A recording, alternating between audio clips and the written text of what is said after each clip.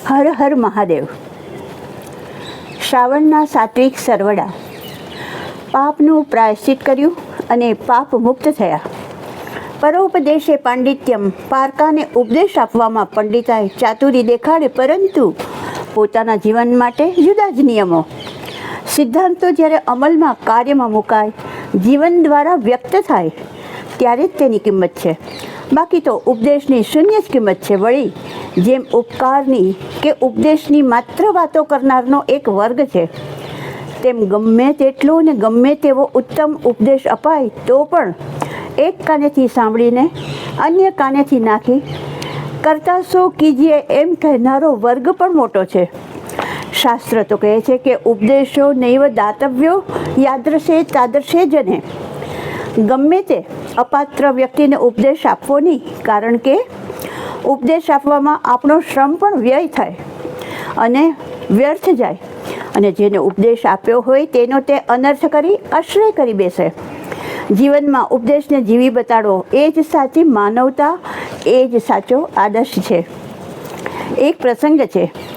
સુધન્વા નામે રાજાનું રાજ્ય હતું. વન પ્રદેશમાં જુદા જુદા ઋષિઓના આશ્રમો, શિષ્યવૃંદો અભ્યાસ કરે અને ગુરુ સેવા કરે. સર્વત્ર પ્રસન્ન વાતાવરણ હતું. એકવાર એવું બન્યું કે ગુરુ બહાર ગયા હતા. વિદ્યાર્થીઓ તેમની રાહ જોતા બેઠા હતા. ઘણો સમય થયો. વિદ્યાર્થીઓને ચિંતા થવા લાગી. શું થયું હશે? સમય પસાર થવા લાગ્યો. અસ્તાચળ તરફ ભગવાન સૂર્યનારાયણ પ્રમાણ કરી રહ્યા હતા. બધા ચિંતામાં વ્યસ્ત હતા. ત્યાં રસ્તા ઉપર ઓચિંતા એક શિષ્ય બૂમ પાડી, ગુરુજી પધાર્યા. સૌએ એ તરફ જોયું, પરંતુ આ શું? ગુરુજી દોડતા દોડતા હાંફતા હાંફતા ચાલી આવે છે. અરે, આ તો લોહી! હે, શું થયું હશે? ત્યાં તો ગુરુજી આશ્રમમાંની ઓસરીમાં જ બેસી ગયા. હળવેથી શરીરને લંબાવી દીધું. આંખો બંધ થઈ ગઈ હતી. અરે ગુરુજી, આ શું થયું? આપના હાથ ક્યાં? ગુરુએ તો બધાને શાંત રહેવાનો ઈશારો કર્યો. જળપાન કર્યું અને પછી ધીમે ધીમે વાત કહેવા લાગ્યા. વત્સ, હું મારા મોટા ભાઈને આશ્રમે ગયેલો. ઘણો સમય થઈ ગયો હતો. મનમાં થયું કે લાવ, મોટા ભાઈને મળતો આવું. હું આશ્રમે પહોંચ્યો ત્યાં વડીલ બંધુ બહાર ગયા હતા. હું બહાર બેઠો. આશ્રમની પ્રસન્ન પ્રકૃતિ, શાંત વાતાવરણ હતું. ત્યાં મારું ધ્યાન પ્રવેશ દ્વાર આગળ જ ઉગેલા આમ્ર વૃક્ષ તરફ ગયું. મને થયું, લાવ, કેરીઓ પાકી છે, બે ચાર ખાઉં. એમ માની મેં કેરી ખાધી. એક હજુ જ્યાં મારા હાથમાં હતી ત્યાં મોટાભાઈ આવ્યા. મને આ રીતે કેરી ખાતો જોઈને ખૂબ ગુસ્સે થઈ ગયા. મને કહે, ભાઈ, તે મહાન પાપ કર્યું છે.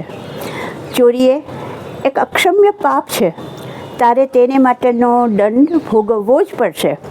મને કહે કે તારે રાજા સુધન્વા પાસે ન્યાય માગવો જોઈએ. એ જે શિક્ષા કરે તે ભોગવવી જ પડશે. હું તો સુધન્વા રાજા પાસે ગયો. રાજાને બધી વાત કરી. રાજા તો કહે, અરે ઋષિવર, તમને શિક્ષા કરું તો હું પણ પાપનો ભાગીદાર બનું. તમે ગુરુદેવ, હું શું રીતે તમને શિક્ષા કરું? પરંતુ મેં કહ્યું, એ રાજન, તારો એ ધર્મ છે. મેં ચોરી કરી એ સત્ય છે, અને એ ચોરીની તારે મને શિક્ષા કરવી જ જોઈએ. રાજા સુધન્વાની આંખોમાં આંસુ આવી ગયા. એને એમ થયું કે હું આવા પવિત્ર બ્રાહ્મણને સજા કરું, પરંતુ હું તો શિક્ષાની વાતને મક્કમપણે વળગી જ રહ્યો. રાજાએ કહ્યું, ગુરુજી, મારા રાજ્યમાં ચોરી કરનારને એવો દંડ દેવામાં આવે છે કે ચોરી કરનાર તેના હાથને જ કાપી નાખવામાં આવે છે. મેં કહ્યું, નિયમ એ નિયમ. અને વત્સ, મારા હાથ કાપી લેવામાં આવ્યા. હું ચોરીના પાપમાંથી મુક્ત થયો. મેં પાપનું પ્રાયશ્ચિત કર્યું. વત્સ, કદી પણ ચોરી કરવી નહીં, વિચારવી પણ નહીં. વળી જે તમે ઉપદેશ આપો છો તે તમારા પોતાના જીવનમાં પણ ઉતારવો જોઈએ, અન્યથા એની અસર નહીં થાય.